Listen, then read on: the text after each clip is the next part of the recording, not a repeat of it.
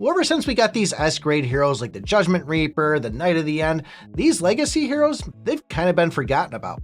And when you score your first one of these S grades, seeing those 3 stats at 40% give you a huge jump, and you probably say to yourself, why would I even go and upgrade this rare one that's at 15% for all 3, and then I gotta use elite packs to go and take it up to the next level? Well, it actually turns out these things aren't as bad as you think, and that first one to go and take it from rare to epic, yes, that will cost 5 contracts, but from there, it's only going to take books until you get it up to legendary. In a situation, let's say you had 900 of those books and 50 of those elite packs, you could really quickly jump this thing right up to mythic. And where 120% of these doesn't really sound that crazy for a mythic because technically it's a non-S grade at this point, but if you go and get your legacy, the one like the tree, if you manage to get that all the way to tier 6, these things will actually turn into an S grade, increasing those overall stats, which in my mind is absolutely insane. Now, this will take a long time to go and bring one of those trees up to the point. I'm actually only 2 or 3 weeks away with how much I'm pumping into this bone legacy. And this is exactly my plan of once I go and get to that 6th tier on it, I'm gonna pump heavy into this bonelet or skeleton here and just see how well this thing does, hopefully be able to take it to Mythic Plus 2.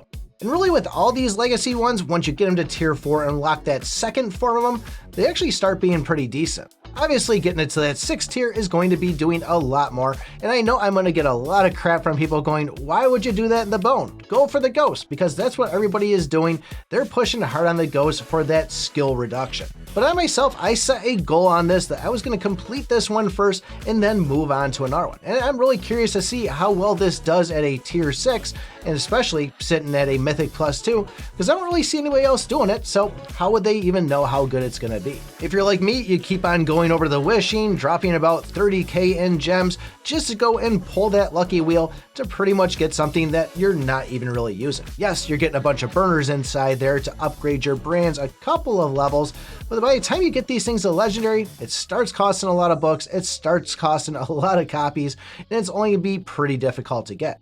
Not to mention, there's only a matter of time before they add more of these S heroes. Now you still want to make sure you're pumping in these trees to get all those passive stats like your HP, attack, defense, crit, whatever they have inside them. So when you have yourself sold on one of these 4 legacies, maybe only upgrade it until you get to that tier 4.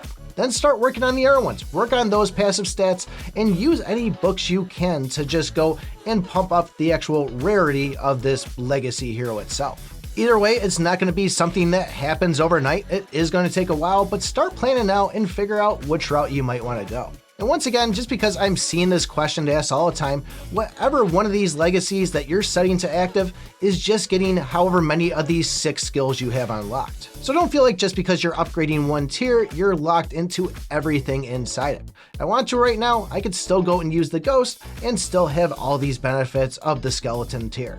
So if you're looking to upgrade one of these things, Violet has a great diagram over in the quick start guide in the official Discord, let you know how many books or elite contracts that are needed, or even copies of those newer S grade heroes. If you're one of the many few that are using the Blade of Justice and want to know the best way to build around it, take a look at this video right here. Thanks for watching, and remember, I pick my butt.